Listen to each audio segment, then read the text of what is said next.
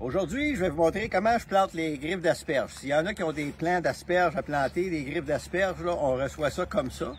Certains d'entre vous m'en ont probablement commandé. J'en avais une petite quantité limitée, remarquez là.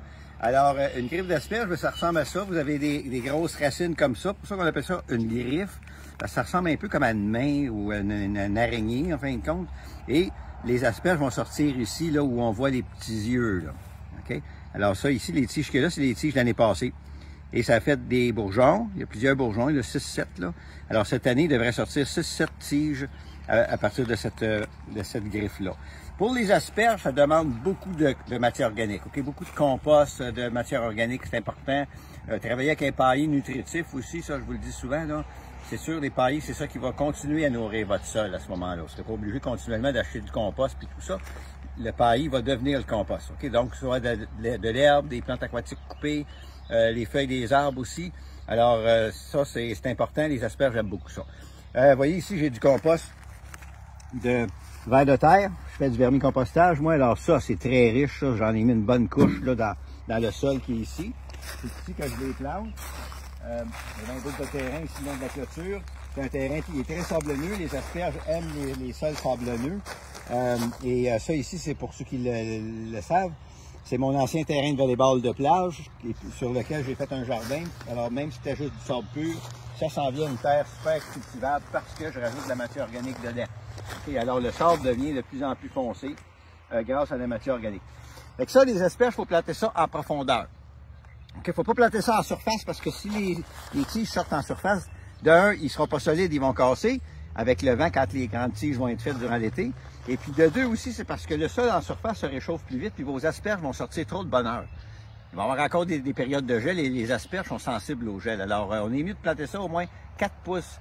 La tête, là, ici, là, les bourgeons, là, ici, il faut qu'il soit 4 pouces en dessous de la terre. Fait que vous voyez, j'ai fait une tranchée et je me fais comme un monticule dans le milieu pour être en mesure de déposer la griffe en envoyant des racines sur toutes les bords. OK, parce que ça va aller chercher de la nourriture partout à ce moment-là. Et à raison de 12 à 16 pouces de distance entre chaque. J'en ai un autre ici.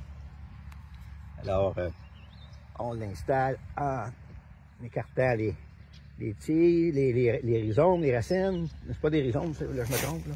C'est des racines, OK? C'est des racines, comme ça.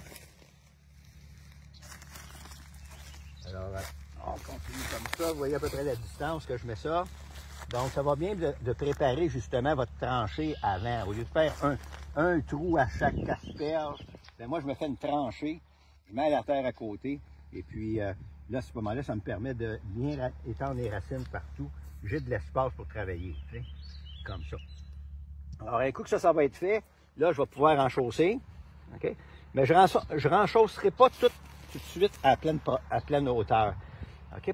Pourquoi? Parce que les griffes, là, bon, ils ont été arrachés, tout ça, ils subissent un stress, c'est sûr, et puis ils ont de l'énergie dans les racines pour être capables de sortir leur tige.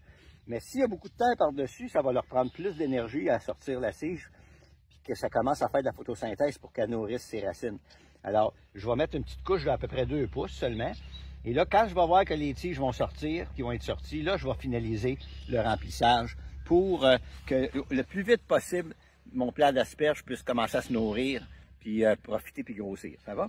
Alors, c'est ça, ni plus ni moins, plantation d'asperges, tout simplement. Vous compactez votre terre, hein, ça c'est important. Laissez pas de la terre lousse, de toute façon, elle va finir par se compacter d'une manière ou d'une autre. Alors, je vous laisse là-dessus. Au plaisir, bye bye.